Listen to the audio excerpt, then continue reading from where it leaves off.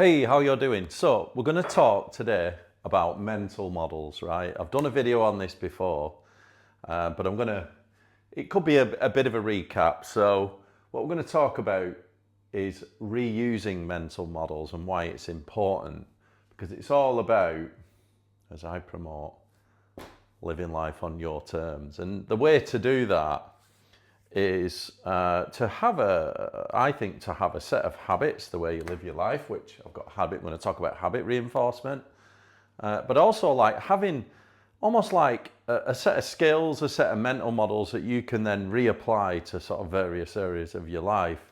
And I believe you don't, there's an argument to say, are you, a jack of all trades, master of none, or should you specialize and niche down in terms of what you do? And that argument's always been about forever, but my own personal opinion is you should have a bit of both. So I think one of the best things that you can do is develop a set of skills that you can reuse throughout your life, in all sorts of various different scenarios, whether that's your personal life, professional life, all your hobbies. If you had a set of skills, if you were just useful, right, and you had a set of skills and a bit of general knowledge about you, and you had maybe then some specialism, some things that you're really good at, but you don't want to master absolutely everything, right? But I always think that there are certain things that you should learn that will then stand you, there'll be a skill that you'll attain for life and they'll just help you along the way. So you want to get good at mastering a few skills that you can use then through your life in all sorts of various areas. Now these around the board here are very broad topics, right? And you could apply anything underneath of them. But I think that these are some of the sort of universal skills. Got over here, this is all about, you could say, psychology and communication, relationship dynamics. And one of the reasons for that is because no matter what we do in life, whether that's in our personal lives, romantically, with family, in our business lives or in our hobbies, you're always got to communicate with people. So I think, learning communication, advanced communication techniques like active listening, things like that are things that you should look to learn, right? So we're going to go, and then over here, you could say that this is more business focus. So what we got, goal achievement system. That is, by the way, as I teach, and I've got the journal for, is applicable to any area, life, personal, professional, but, goal achievement, a lot of people, they have a mission in life. So that's, and then down here we've got marketing, which is marketing, you could say sales, and then starting a business. And then this stuff down the middle is just about you. So let's go around the boards, right? First one, I think is very important.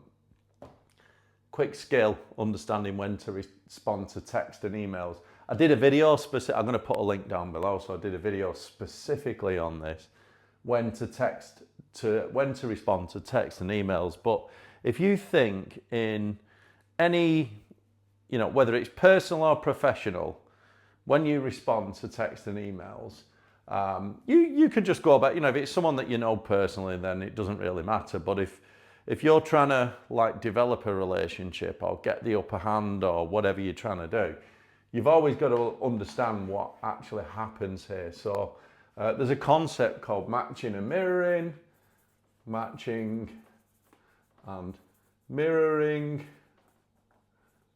which matters for personal and professional. So matching and mirroring is not being, like if the other person is taking too long to respond to you, then you need to sort of match and mirror them. But if it's like a flowy conversation, then you're both matching and mirroring anyway. But what you've got to understand is, in terms of matching and mirroring, is the person that responds quickest and the person that has the longest messages and all that kind of thing is always in a lower power dynamic. So this is like, I've got down here the buyer-seller dynamic.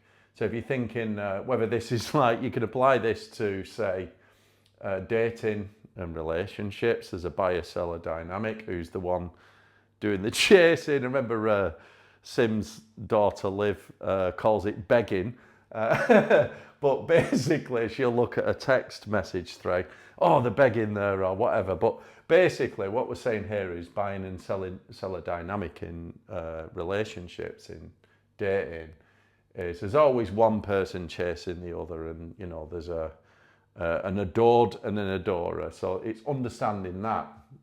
And one of the, if you do happen to be, you know, basically you want to be, in this regard, you want to be the buyer, right?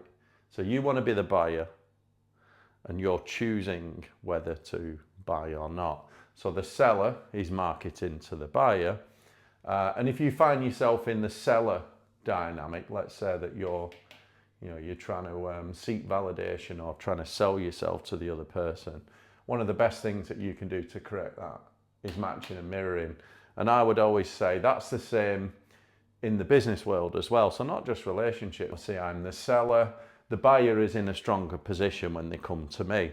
Now in business, you can relax a bit more on this because, you know, it's just how business is going. But if you're selling a product or a service, you don't want to appear too desperate to the buyer. You know, you don't want to be pressuring them to buy your products at any cost, discounting at any cost, because you just ruin the concept of value there, the value exchange, and you'll push the buyer away. So one of the things that you can do when you're matching and mirroring, how long should you respond to texts and emails? I always say, generally, you should look to match and mirror.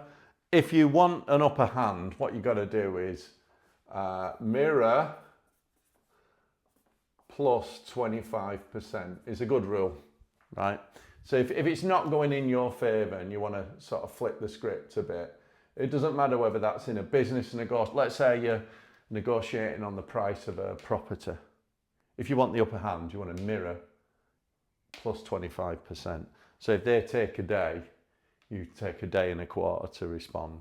Same with, you know, if the dating situation's not going your way, particularly if you're a guy, I would always add 25% on, just because, you know, you might think that that's playing games, and you don't want to be too consistently doing this. Sometimes you go less, so it's a bit intermittent, but generally, you know, if things are not going well, just add a bit. Right, advanced communication. So this is like what Scott taught me, active listening. This is all about, during a negotiation, you've got to understand that rather than going into a negotiation all guns blazing and very defensive, you want to really make sure that the other person is seen, heard and understood, because the only way you're ever going to convince someone is to let them know that, you know, they're seen, heard and understood. And if you've ever been in a really tough meeting, a really tough negotiation situation, which I have, being able to sit back and not speak too much and just listen to the other person to make sure that, you know, their needs are understood, basically, before you try and influence them to your point of view, is always better. You know, so don't go into the meeting all gun. You know, if they do that, fine. You just got to bite your tongue and that kind of thing. I had a particularly tough sales meeting. It was kind of a collaboration meeting. And I needed a particular outcome. And what got me through it was understanding active listening, which is things like understanding that, you know, you're using a lot of matching mirroring, but you're also using things like paraphrasing what they say to, and things like minimal encouragers to make sure that they understand you. So learning this, lots of resources. You can go to my reading list and read Scott's book, Order Out of Chaos. That's full of it. That's Scott who taught me. Let's have a look over here now. Goal achievement systems, right? This is something that I talk a lot about. So in the journal for goal achievement, what we do here is we're focusing on a goal achievement system. So you have like a result at the top, which is what you want to achieve. And we're using SMART goals, which means the specific, measurable, achievable, relatable, and time-bound. So I'll give a good example here in these example goals. And this top one was, what is my goal? Make 50k in sales in 6 months. Now that's very smart. You know, it's very specific, right? It's very measurable because it's 50k in 6 months. It's achievable because it's me and I can achieve anything. It's relatable. I'm only messing. Basically, it's achievable to you. It's relatable. So this might be related to your current business. And then it's time bound. It's in 6 months. So what we're doing here is we're creating a SMART goal, and just understanding that any goal, it doesn't matter whether you're this goal down here, this is a business goal. This one's about taking your family on holiday. You can apply this to any goal. I use it for my fitness goal. So what we're doing is we're looking at a results-based system, not a to-do list. And we're going to use the SMART goal system to get there. And then underneath, we've got like a list of ways to achieve that goal. It doesn't mean that you have to tick everyone off to achieve the goal, because you can see in the example here, this third one, send an email campaign, was not ticked off. But the goal of making 50K in 6 months, which is the result, you know, you're not doing a to-do list, you're hitting the result. And that's why if you develop your own, I mean, you can have a look at my stuff, and that's what works for me. I use it for everything. But you want a goal achievement system that is results focused. And one thing that I always do, this is why I always bang on about this, 3 things a day, right? Working towards your goals, right? Focusing on what are the top 3 things I need to do today that are working towards my goals. And each one of them you put into a focused block of time up to an hour long. I think Cal Newport in his book Deep Work calls them you know, they're blocks of deep work. That's what you want to do, 3 things a day, and it's about consistency, working towards your goals. And the 3 things that you do are things that are going to move you closer to your goal, to the result that you want. Right, let's have a look at marketing any product or service, right? When it comes to marketing or any product or service, this is such a unique skill. Once you get this down as a mental model, you'll be able to use this for life no matter what you do, right? So it's understanding things like organic SEO, right? Search engine optimization. How to create a website using organic SEO. That is a skill that you should just learn, right? So many people start businesses, they build a website, and they know nothing about SEO, search engine optimization. And that, being honest, this one thing brings me more organic SEO, not paid. It takes a long time to master, but that brings me more leads in my main business than anything else, because we've got really good organic SEO for our niche. Understanding the difference, you know, and then you've understanding the difference between that versus paid. So things like PPC, right? Which you're going to have to learn both, because when you first start a business, organic SEO can take months, if not years, to get up and running. So you have to, at first, if you want to speed things up, you have to buy traffic, right? Using paid ads and things like that. But these two should both work in harmony, you know what I mean? They shouldn't be totally wildly different. Your pay-per-click, or your PPC should match your organic. In other words, you're sponsoring keywords that your organic will eventually catch up with, right? And then it's understanding the difference between inbound marketing versus outbound, right? And you're going to need a mixture of this stuff. So inbound is classed as organic traffic coming in. They're coming to you. Outbound is things like, at the most extreme end, it's cold calling, telephone. It also includes things like email campaigns, that is outbound. But email campaigns is a little bit in the middle, especially if they've come to you and subscribed to your email list. It's kind of not as outbound as a cold call, you know what I mean? A cold call is direct. That's, akin to somebody banging on your door doing door-to-door sales, cold calling. Email traffic is still outbound, but it's closer to inbound. And then your best inbound is things like your organic SEO. And also you could say your social media. But if you think organic SEO, your website where you just put it out there and people are actually searching search engines and coming to you.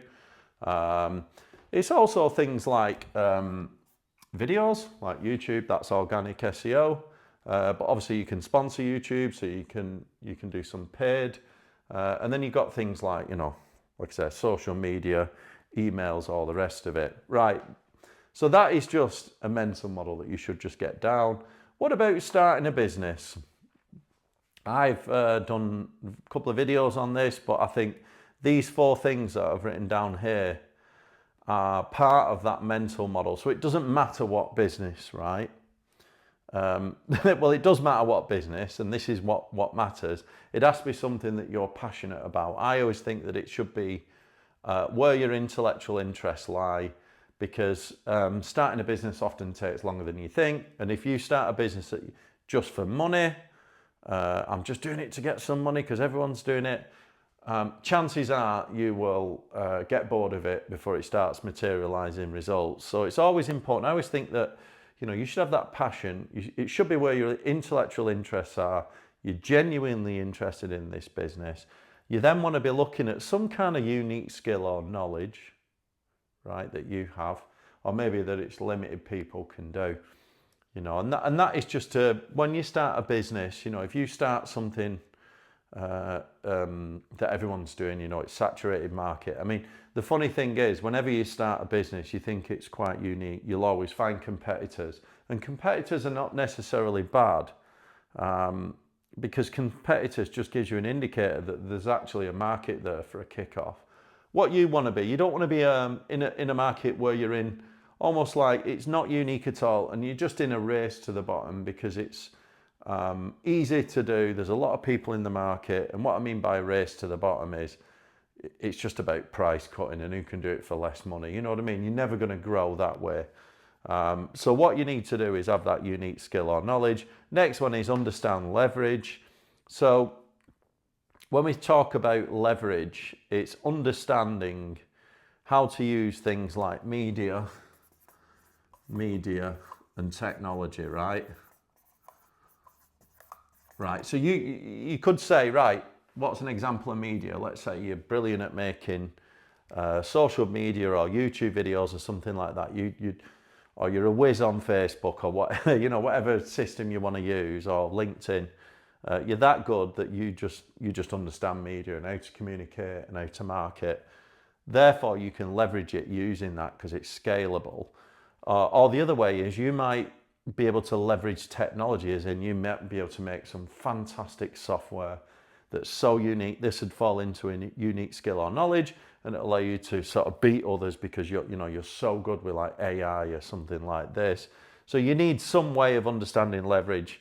By leverage, you think there's like orders of magnitude here. So you might think one form of leverage is just using other people, so building a team. But I don't really like this, because the problem with using people is you're selling time for money, and this is the fundamental reason why everything I've done in business has always been to try and get out of that. I used to be in consulting. I was on good money, good hourly rate or whatever, a good day rate.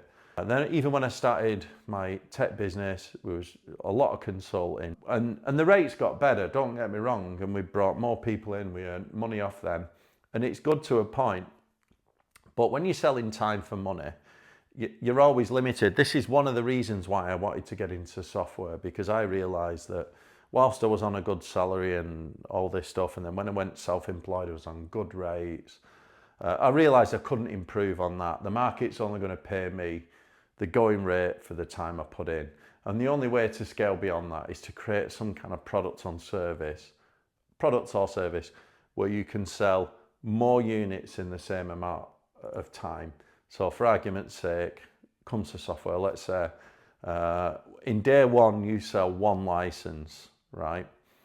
And then, day two you can sell 2 licenses, and eventually, in the same time. So the idea being, and let's say it takes you like 2 years to get to selling 10 licenses in the same day, and then the next year, all of a sudden, you're into selling 100 licenses per day. So you can see the scalability there for the same amount of resources, So that's why leverage is important. And then finally, accountability. I think accountability often gets missed, but accountability is taking risks for the upsides and the downsides. And I think that's ultimately important. Unless you're prepared to take full accountability for your actions. This is scary because if you're, like I was in, I had like golden handcuffs, was in a good job, and risking all that salary and that benefits package to go and start a business to be, fully accountable, standing up on your own 2 feet is very scary. But and it feels risky, but it's actually not. It's taking matters into your own hands. And that is why that is super important. You need to have full accountability. So those 4 things, starting any business, you can apply that to any. That is a mental model. On this accountability, it relates to this one here, personal sovereignty, right? This is what you want. Sounds risky, but that means personal sovereignty means you're taking full accountability of all your decisions, right, in life, and you're prepared to take the ups and the downs, right? And you're going to make, there's another one that I haven't put on here, but it's making decisions, right? And I've done a big video on this, right? Making decisions, right? You want to look for an asymmetrical upside, right? Because what you want to do is understand what's called loss aversion, which is most of the time people will do more to avoid pain than they will to seek pleasure. So people count losses a lot more. And generally, loss aversion needs the upside. If you're going to take a risk between 2 options, it will need the upside to be 1.5 to 2.5 times the downside. And you want to train yourself to make that as tight as possible so that you can make a decision on any asymmetrical upside. Now, obviously, the size of the risk is going to matter here.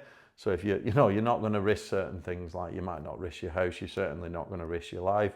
And the higher the stakes, the wider that asymmetrical upside will be. You'll need a much bigger upside. But for general day-to-day decisions, especially things like, any of these things around here, you should tighten up the asymmetrical upside so you can make a quick decision and go off. You're developing that trader's mindset. So making decisions, quick decisions based on asymmetrical upside, understanding loss aversion, is a massive mental model that will project you a lot quicker. And what you've got to do with this is you've got to accept, this is why accountability again, right? They're connected, right? And also to accountability. So you're going to make a decision, right? Based on the facts that you know, and you're going to accept it, right? The upside or the downside. And then the next, let's say you make a decision, it doesn't go in your favor, right? Which is what happens, but you've calculated it. You understand the asymmetrical upside. It looks a good bet, but on that occasion it went wrong. What do? Well, you accept it because you've got full accountability and you've got personal sovereignty, and you accept it, the loss. And then the next time that opportunity comes up, you do not let that past outcome affect your decision again. You make the same damn decision based on the same metrics and the same data, and you remove your emotions altogether, right? What you want to do, all of these things, none of them are easy, but they're all like, you could program all these things into yourself, like a mental model. And that's what the top one is, right? Understanding habit reinforcement. So what we want to do, we want to take these mental models and we want to build them into ourselves like habits so that we're less reactive with our emotions. Because a lot of these things, like starting a business, it's risky, achieving big goals, understanding this is connected to this, because most people want to achieve great things in life. But what is the thing that's stopping them? Usually there's not enough pain there. And if you think, like, everyone buys on pain or pleasure, right? And usually Goals are usually achieved when people go through some particular pain. They just fucking had enough and they're just going to go for it, right? But once you train yourself on all these skills, right, so they're just sort of second nature, you're building habits, you understanding that you are the sum of your daily habits. So you're not who you think you are. Well, you are who you think you are, but generally it's the sum of your daily habits. So what you do on a day-to-day basis will decide your outcome. Your habits, I did a video recently, it's like people don't decide their futures. They decide the habits, and then the habits decide the futures, right? So habit reinforcement, understanding that a lot of this, living life on your own terms, comes from continuously reinforcing habits, good habits versus bad habits. And understanding that, like, you know, if you want to make a big change, big goal, it usually involves an element of pain. There's always some resistance when you're going to make a big change, whether that is, you know, you might have a goal to say lose 25 kilos or 20 kilos or 10 kilos of weight just to get like more healthier, right? And that is going to involve things like changing your diet, a lot of like resisting certain urges and changing a lot of habits basically, which will start with a lot of pain, right? Unfortunately, but you've got to understand that habit reinforcement is real, and that is how we make meaningful change. So any huge goal is achieved by focusing on the result and then small incremental changes. This is why I always talk about doing 3 small things a day. And it is amazing if you just think every day, what are the 3 things that I need to do today working towards my goals, and just do them every day consistently and create a habit of doing that every day. And you would be amazed. These don't need to be big. You know, some of the things that I do in a day, they're only 20 minutes. And then you want non-negotiables. So things like, I would say, diet, right, is non-negotiable, right? Exercise is non-negotiable. Education, right, through reading, right? I've also got like journaling, because I'm a massive journaling fan, but that's reading and writing, all these different things, you know what I mean? And I do my 3 things a day, right? And they're my habits, and I just apply them every single day, right? And what that eventually does after 6 months, 12 months, you know, you just change massively. And what you end up doing, all of this stuff, if you do it, means you're doing this, you're living life on your terms, right? And you're going to do that, you're going to live life on your terms, because you've got all these useful mental models that no matter what happens, yeah, you can reuse and reuse, whether it's developing mental models about communication in personal and professional life.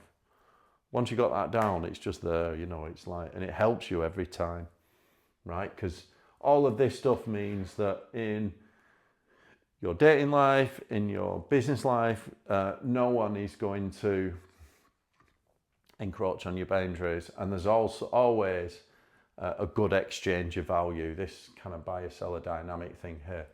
If you think about it in business, when we sell something, right, when we get money, it's like a reward system. It's a way of rewarding you for adding value. So as long as there's a good exchange in value, and that comes from communication, these things over here are just tools to help you along the way.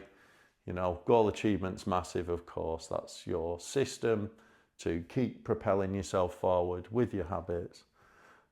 So yeah, remember this one, personal sovereignty, right? And living life on your terms. These are kind of interconnected, right? This is what they are. But that's what we do. Mental models help us to live life on our terms. All right.